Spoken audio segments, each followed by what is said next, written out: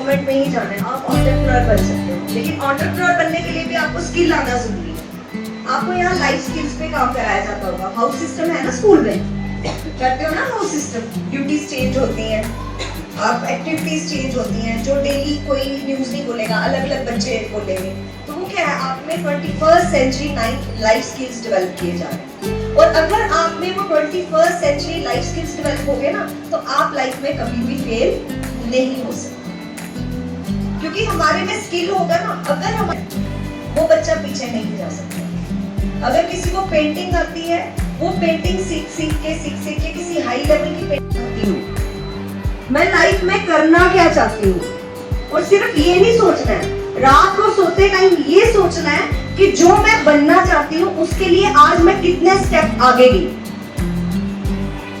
जब आप daily basis पे ये सोचोगे ना, 1 दिन 2 दिन 4 दिन 10 दिन, तो आपको ये भी नहीं पता चलेगा मैं बनना क्या चाहती हूँ। आज मुझे टीचिंग प्रोफेशन अच्छा लग रहा है, ह्यूमैनिटीज जरूरी नहीं है। बड़े सारे लोग, बड़े सारे डॉक्टर्स हैं जो MBBS करके फिर उसके बाद उन्होंने MBBS करने में जब टाइम लगाया, MD करने में, वो 8-10 साल लगा के फिर उनको लगा नहीं मैं एडमिनिस्ट्रेशन में ज्यादा बेटर हूँ। No, he has qualified the exam that is needed for that administration, but वो जो उसकी डिग्री थी वो वेस्ट चली, है ना। तो आपको ये जरूर सोचना है, सुबह उठते ही पहला थॉट माइंड में आना चाहिए, मैं बनना क्या चाहती हूँ। जरूरी नहीं है कि ये को कपड़े सीना बड़े अच्छे लगते हैं, लेकिन घर वाले बोलेंगे कपड़े सीना कोई प्रोफेशन है, डिजाइनिंग बनना।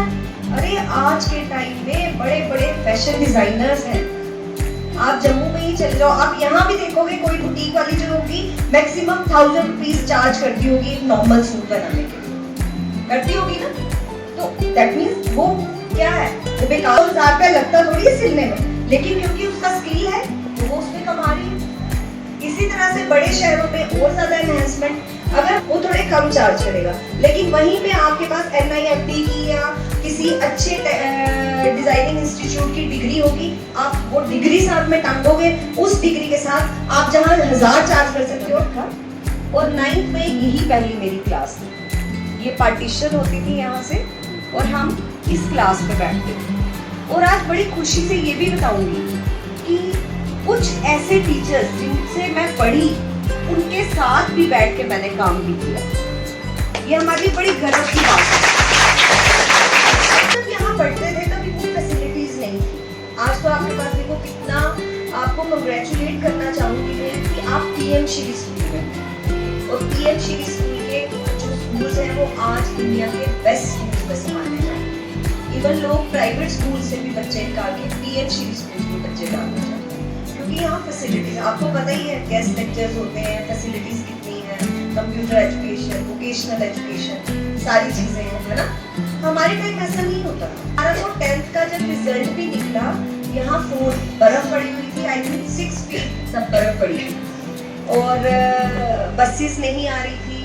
अब तो टनल से बसेस मुझे एडमिनिस्ट्रेशन अलग पार्ट है, डॉक्टर अलग पार्ट है, इंजीनियर अलग पार्ट है, तो शायद मैं और भी किसी फील्ड में हो सकती थी, लेकिन हमें कहाँ जाना है, जॉब करनी है। और मुझे एक और पैशन था, वाले शौक था, स्टेप मिलते, और वो शौक लेके चली। हालांकि जितनी करियर गाइडेंस आज है, मैंने 11th में मैथ भी रखा, से अपनी अपनी जगह सेटल है। मोटो यही था कि अपनी लाइफ में कुछ करके दिखाना।